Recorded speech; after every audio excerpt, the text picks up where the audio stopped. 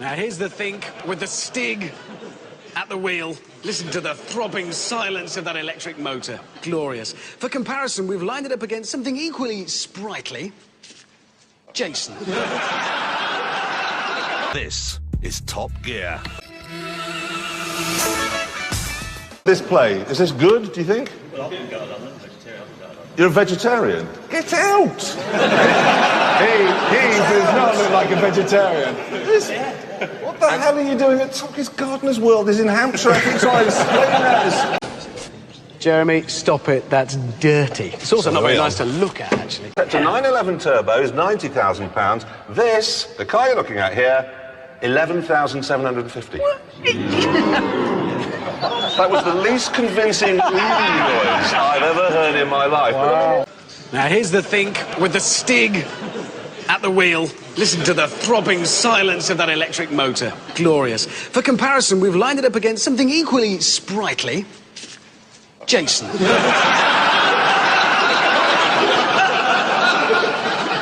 And they're off. Now the Think can do 0 to 30 in 7 seconds. It is exciting to drive, and I was really not expecting that. It's just such a shock, like discovering somebody really grey and average like John Major is a shagmeister.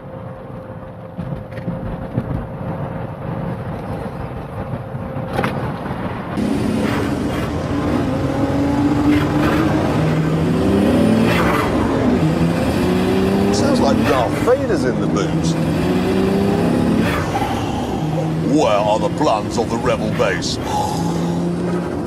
Sister! Obi-Wan was wise to hide this from me. That's the track. Now we needed someone who could tame it. So we got ourselves a professional racing driver who could post consistently fast lap times. We couldn't do that. Now, we call this thing the Stig, OK? We don't know its name. We really don't know its name.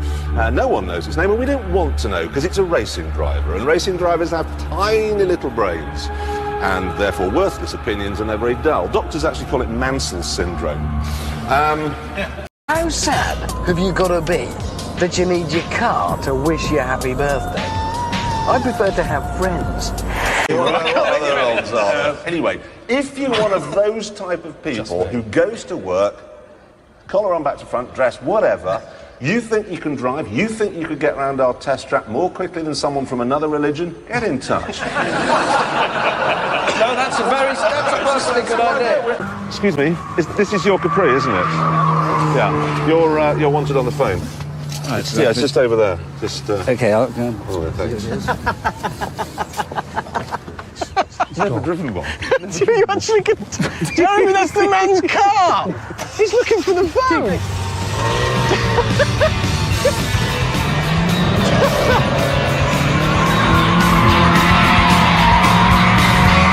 Some news. And first up this week, Nissan, apparently, are coming back to motorsport. Back to... I didn't know they'd ever been... Have Nissan ever been in motorsport? Yeah. What do you mean? Le Mans. Where's that? Le Mans.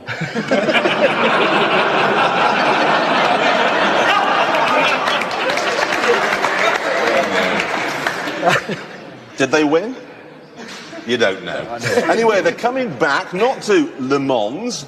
They are, in fact, taking part in the Dakar Rally using a pickup truck. Got a picture of it here. But we're not particularly interested in the car. What we are interested in are the people who will be driving it. They're all completely gay-looking. And this week, we are searching for Britain's fastest white van driver.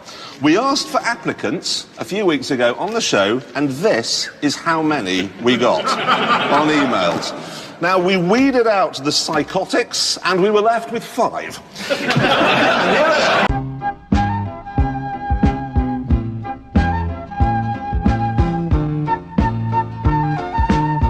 It says here that as a safety measure, the rear doors, because it's got these rearwards opening doors, the rear doors can only be opened when the front doors are open. As a safety measure, which if you think about it, That's not a safety measure. That's a really nasty design fault. Can they Because fall? it's shiny side down in a ditch. You want to open all the doors pretty quick. What I like is the optimism here. In the press release, it says, he's talking about the engine, right? With a name derived from the word Genesis, derived from, so not similar, they've called it the Renesis. I mean, what do they do? Start with A? Enesis, Benesis. Could have started with a P. Could have been bad, couldn't it? You're right. That close. However, technology might help us there. We may be able to deploy the bonnet, but it's a very difficult thing to do. Deploy it? Actually, deploy the bonnet, yes. How do you mean deploy it? It actually lifts up as a What, pedestrian. when you hit someone? Yes. That's Very difficult fantastic. to do. Very difficult Almost to worth do. someone running over. I'm going to run that person over. Whoa, look at And it has to be very that. sensitive. The Aston Martin, I would put down into the uncool on the basis of build quality, and it's not value for money. It's too much Ford. You are such an idiot. This is the coolest car. This is the Audi. Now, it's got an aluminium skeleton onto which all the aluminium body panels are bolted. So you've got the weight of the skeleton and then the weight of the panels. Now, the Jaguar is more like a lobster, okay? A lobster. A lobster. It's got an exoskeleton. What you see here, this is the structure. That's it. A lobster. Exactly. You don't get it, do you? No. Do you get it? Yeah. He gets it. You know exactly what I mean. That means it's light. It means you haven't got doubling up. It means that you're going to go, you have more speed, you'll have more economy, you'll be kinder to the environment. A lobster. Give in. We had a little bit of a look on the internet. You know your favourite place, Jeremy? Quite worried. This is a website. Now, it's called Out UK, and it's for the gay man. And it's kind of a lifestyle thing. It's got everything you need for your gay lifestyle. It's got, you know, what to watch on television. There's a very handsome If the SL man is in here, it's well, for sale. It does have car stuff in here. And if we have a look down, look, there's you see the autoerotic. Oh, aren't they lovely? There's a little smart. Yeah. And then we found the top 10 gayest cars. And if you look at number 4, which is quite near the top, really, that's the Mercedes SL 55 AMG. That's your car. And do you know what's even more worrying is that the car I've just singled out for particular praise, the Jeep Wrangler's at number 2. Is there anything you need to tell It's us at not this just point? the Onyx coffee table, it's not just the carpeted bathroom, I'm coming out. I was rooting for you and you got lost. You were useless. Most people did it in around about 2 minutes, 2 minutes 10. You took 4 minutes 55. Who's complaining about the Ford Ka? You were. Why were you complaining about the Ford Ka? It's just good. There's nothing you can say about it apart from look at it. It's a good car. You've turned up with 86 earrings and you're telling us that's a brilliant car. My case rests. Oh, he's looking angry. I like earrings. You know, I drive an SL, okay? I'm gay. As it turns out. And it's not just our attire as well. We've rearranged the audience tonight. We've got the good-looking ones here. This guy, look at him. Very fine. Oh, this is a male model, really. Yeah. You're staying there. You stay there, you get us a good image, and we've put the really ugly ones Over there. at the back. Right. Anyone with the spot. If Look at you're this there guy now- here. Can you see this guy? Yeah, I think I can't make my mind up whether he is Robin Asquith out of the window cleaner films Yeah. or Keith Emerson out of Emerson, Lake and Palmer. kind of a hybrid. So if the floor manager, the guy with the microphone, comes up to you today and says, "Can you move?" It's because you're ugly. Don't be hurt. Don't be hurt. Hey. Yeah. The most amazing thing about that is a V10 diesel engine. Yeah. Oh, I've nodded off.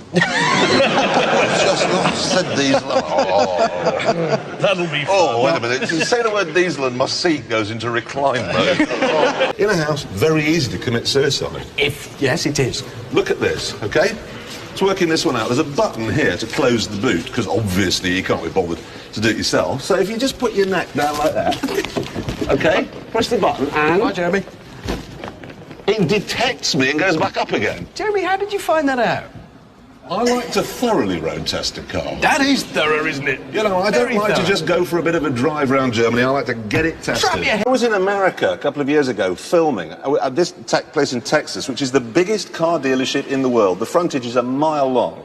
And I said to the guy who owned it, what do you sell here? And he went, we sell a lot. And he mispronounced every single one. I go, Hyundai, Mitsubishi, Toyota, Nissan, Jaguar, BMW. Every single one of them was wrong. When we were putting this series together, we were looking for new presenters. God knows how we ended up with you, actually, but we were looking for a lot of new presenters. People send their tapes in, right? Now, this one is from a chap called Gaz, OK? Let's show you what Gaz's tape looked like.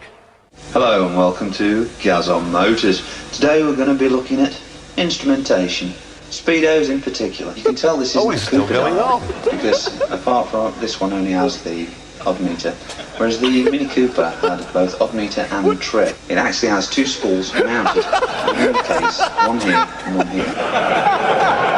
Gaz was heroically dull, wasn't he? So you see, you just got the job, but it was close. You, Paul, better look grateful. Very grateful. No, look it. More grateful than that to the Lotus people. In fact, get on your knees. Thank you. Get on your knees. On stomach, actually. Get on your stomach, on the floor.